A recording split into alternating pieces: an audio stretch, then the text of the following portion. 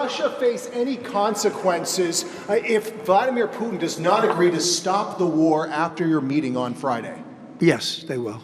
Yeah. What will the consequences there will be be? consequences. Sanctions, tariffs? There will be, I don't have to say, there will be very severe consequences, yes. Yeah, please. Can I ask you a question about the Fed? Right next to you, please, yeah. About the Federal Reserve. Oh, Federal Reserve, my favorite. Too late. He's too late. You're considering suing Jay Powell. Can you update us on your thinking about that and tell us where you are in your search for a new chair? Well, he took a building that could have been painted and fixed, like we're going to fix this building for very little money. And that was in better shape. He took a building and what they did to that building, they built a basement under the building. It didn't have a basement. This is simple to understand. The building is right next to a thing called the Potomac River, the beautiful Potomac River.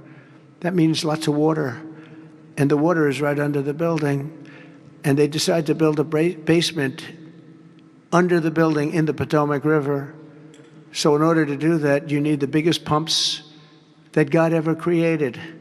And they were pumping their hearts out, but as big as those pumps are, you can't pump it fast enough because it's the Potomac River. If the pump were bigger than this room, you couldn't pump it. But they tried, and they've been building a basement. And I said, why did you want to build a basement? I thought it would be a good idea, sir. A basement is the least valuable floor in a building. I know a lot about real estate. The least valuable thing is the basement.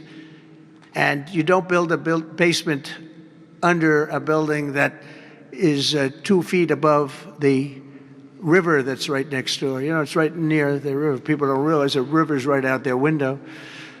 And that's the beginning. They did just a terrible job. Instead of, I could take a ceiling like this, they'd rip out the ceiling because they see a crack. Let's rip out the ceiling. And I would fix the crack and I would paint the ceiling. And under the ceiling, they put the most incredible protective material. They go out by 3/4 inch, brand new, gorgeous 3/4 inch plywood and sheetrock, hardened sheetrock. And they had it all over the building. So if a little piece of flake came down, but the problem is when they took the ceiling down and it would hit, they spent millions of dollars on protective material that you didn't have to spend anything. He could have done that job for $25 million, and they spent $3.1 billion.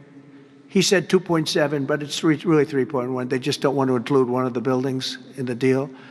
But it's going to be much more than that. And I think he'll be long gone by the time it finishes because they've got a long way to go. And then I hear they want to hire 3,000 economists. What are they going to do?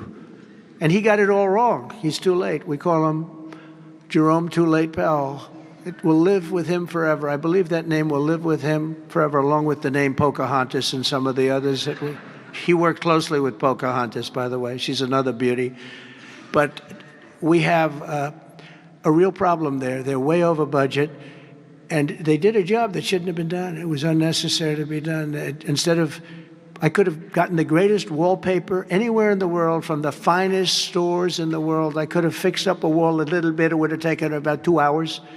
And covered it with the most magnificent silk and most magnificent paper for thousands of dollars as opposed to tens of millions of dollars. What a shame it is that they did. But they would take down areas of the building that shouldn't have been taken down. They could have literally been painted, and they didn't do that.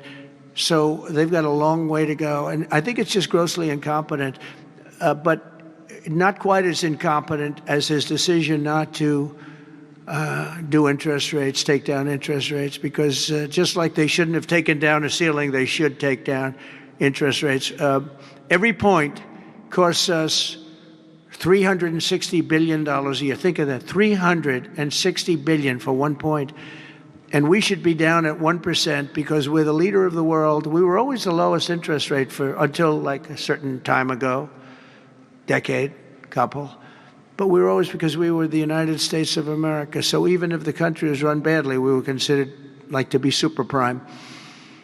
And now he's got us in a bad place. So we're paying $360 billion a year for each point.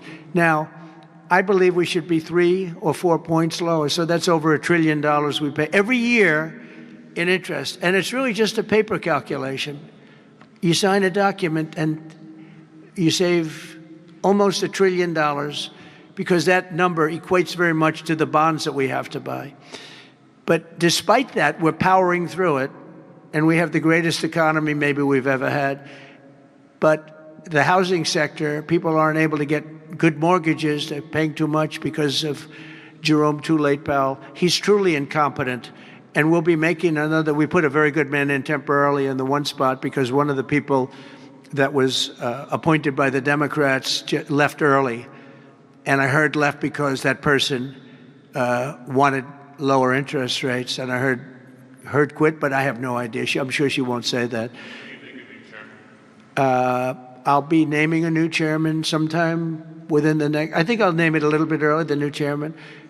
I'm down to 3 or 4 names, all good, all great. The problem is you name them and then they turn out to be not good. That's happened to me a couple of times. You name somebody, they tell you everything you want to hear, and then they go in and they turn out to be not good. I mean, he told me everything that I thought was appropriate. He turned out to be a stiff, real stiff. But other than that, I think he's doing a very good job, yes.